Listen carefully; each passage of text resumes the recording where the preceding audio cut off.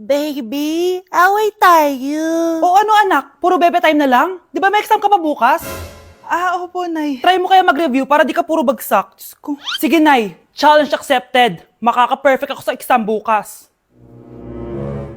Sino nagsabing hindi ko kaya mag-review? Baka Scarlett to. Ba't tumatawag na to? Oh, bakit, Bes? Nagre-review ako. Te, may bago akong chika. Importante ba yan? Importante. So, eto na nga. Go, Te! Spill the tea! Ano nangyari? 1 hour later. O siya, sige na, Te. Magre-review na talaga ako. Storbo. Saan na ba ako? X, Y... Hala, break na sila. Ano nangyari? 1 hour later. Mag-review na nga ako.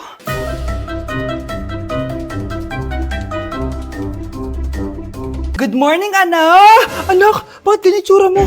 Hanay, nag-review ako buong gabi. Akala ko puro numbers lang yung math. Bakit may X and Y? Di bale, anak, gamitin mo tong Radiance Glow Pure Blossom Elixirs ng YOU. Meron tong toner essence at illuminating serum. Ano naman yun, Nay? Ano to? Nakaka-bright, prepare, at protecto ng skin. At di lang yun, anak. Nakaka-reduce to ng oiliness at ng skin texture. Suitable to for all skin types, kaya gamitin mo to para fresh ka bago ka mag-exam. Ay, ang fresh nga. Glass skin, no? Super lightweight at super dali lang pala i-apply nito, Nay. Go na, anak. Islay mo na yung exam mo. Good morning, class. Ready na ba kayo mag-exam? Sure nang makaka-perfect ako kasi nag-review ako. First question. Kung 5 ang kinain na pizza ni Maria at 2 ang sapatos ni Cardo, gaano kalayo ang Earth sa black hole?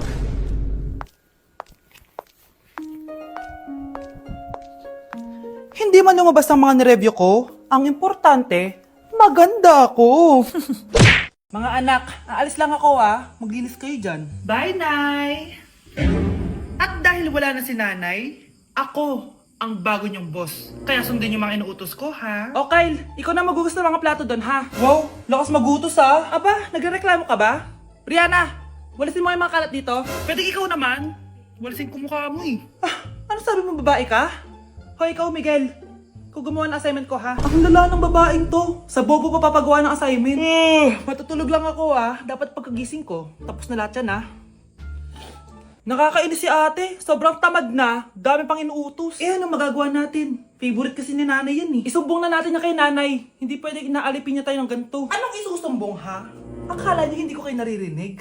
Magtrabaho kayo doon! Tama na, ate! Sawang-sawa na kami. Puro kautos. Malinaw naman sa inyo, di ba? Na pag wala si nanay, ako ang boss. Sinong boss? Ha? Wala, nay. Actually, kakatapos ko lang maglinis ng bahay, Luh, sinungaling. Scarlett, huwag mo na ako lokohin. Hindi naman talaga ako umalis dito. Sinisigurado ko lang kung naglilinis talaga kayo lahat. At tama nga yung sinasabi ng mga kapatid mo, na para kang boss umasta dito sa bahay. Anay. Mga anak, kayo na bahala sa ate nyo. Utusan nyo ng utusan yan.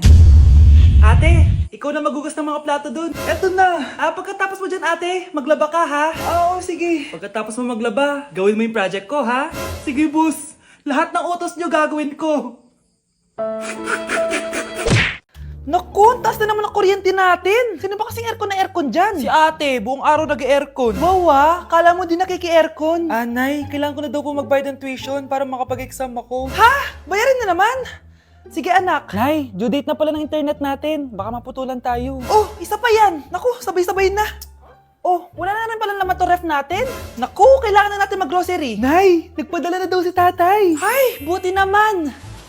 Umulan pa, patay! Paano kaya pupunta sa remittance center neto? Ano ka ba, Nay? Nagpadala si tatay via GCash at may bonus credits pa. Wow, high-tech na pala, anak. Paano yung mga bills natin? Pwede din yan sa GCash, Nay. Ayan, kaka-cellphone mo yan. Ay, mali.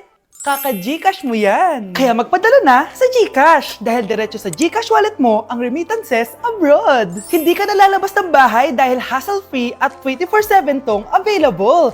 At wala tong transfer fee sa mga verified users.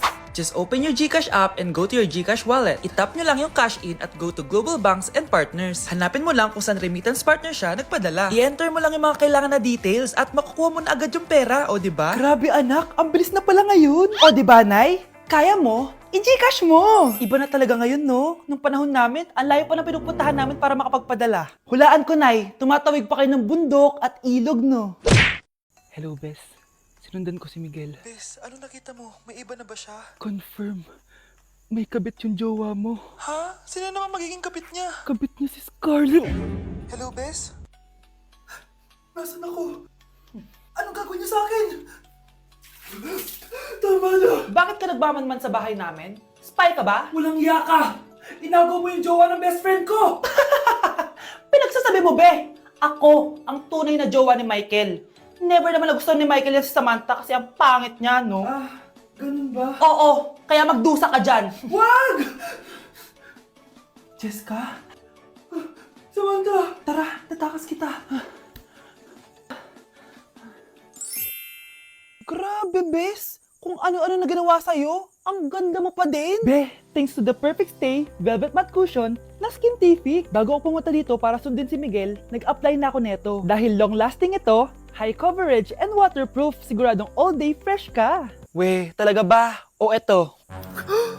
O diba? Ang ganda ko pa din. Hindi na kailangan mag-retouch. Ang gagaling nyo din, no? At may tagapagligtas ka pa.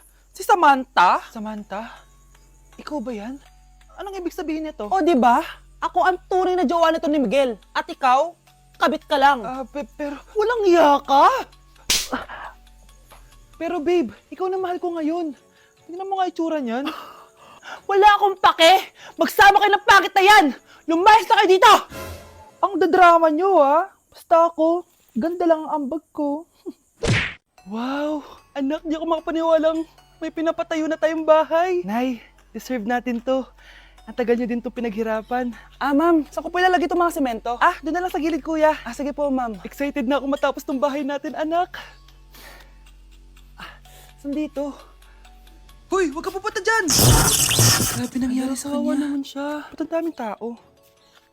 Engineer, anong meron? Ma'am, yung isa sa mga trabahador namin, na kuryente tapos natabunan ng semento. Ayun, namatay. Ha? Paano nangyari yun? May nag-utos ata sa kanya na ilagay yung semento sa gilid. Madami live wire dun eh. Ay. Ang problema, ma'am, kung tatanggalin pa namin yung katawan niya sa ilalim ng semento, baka hindi agad matapos tong bahay niyo. Hindi pwedeng hindi matapos agad tong bahay na to. Di bale, babayaran ko na lang yung pamilya nung namatay. Nay, sigurado ka ba? Sige po, ma'am. Sige na, ituloy nyo na yan. Congrats po, ma'am. Natapos din yung bahay nyo. Ang ganda, di ba? Wow, ang ganda. Maraming salamat, engineer. Una na po ako, ma'am. Anak, tara, pasok na tayo. Wow, ang ganda ng loob. Nay, hindi talaga ako mapakali na may bangkay dito sa ilalim ng bahay natin. Huwag kang okay, anak. Kasalanan niya naman kung bakit siya namatay eh. Ay, matutulog na lang ako sa bago kong bahay. Wow, ang ganda ng kwarto ko. Ano yun? Kasalanan mo kung bakit ako namatay. Nay!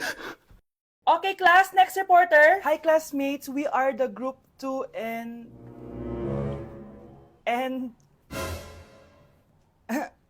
Scarlett, may nakakatawa ba? Our topic for today is... Our topic for Isa pang tawa is zero na kita. Wait lang, ma'am. Saan pupunta yun? Nakakatawa yun, no? Ano, magpapatawa ka pa? Nagre-report ako, di ba? Gusto mo bang maging kwento, be? Joke lang yun eh! Ang saya ng ginagawa natin, di ba? Subukan mo na magpatawa ulit. Hindi mo magugustuhan yung gagawin ko sa'yo. Na-invite ako sa isang special event! Gagala na naman ako nito! Aba, saan ka na naman pupuntang bata ka, ha? Hindi ka talaga napipirme sa bahay, no? Nay, payagan mo na ako! Maraming artista doon, tas marami ding pagkain. O sige, pagdala mo ako ng pasalubong, ha? Tsaka pa-shoutout mo ako sa mga artista doon. Yes, magre-ready na ako, Nay, ah! Oh, nauna pa kayo sa akin, be. Outfit check!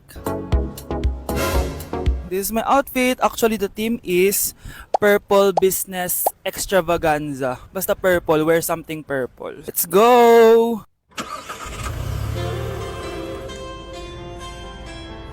I'm so excited, guys, kasi balita ko may mga artista daw doon. So, I'll see you guys on the venue.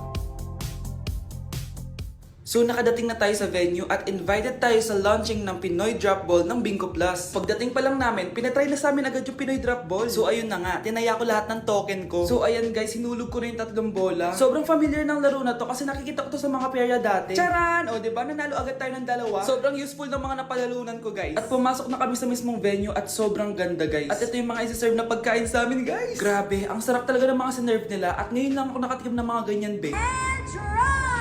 So ayun, nilaunch na nga yung Pinoy Drop Ball ng Bingo Plus kasama si May Mendoza na napakaganda. After ng big reveal, binigyan kami ng performance ng alamat. Grabe, sobrang galing nila. At eto pa be, kumanta ng napakalapit sa amin si Miss Julie Ann San Jose. Grabe, mukha siyang anghel guys. Sobra talaga kami nag-enjoy dito guys dahil ang dami naming na-meet na tao. At isa pa dito, sobrang saya ng mga activities nila. Paglabas nga namin, inabutan na kami ng ulan pero okay lang kasi nag-enjoy naman kami. So yun lang, thank you guys!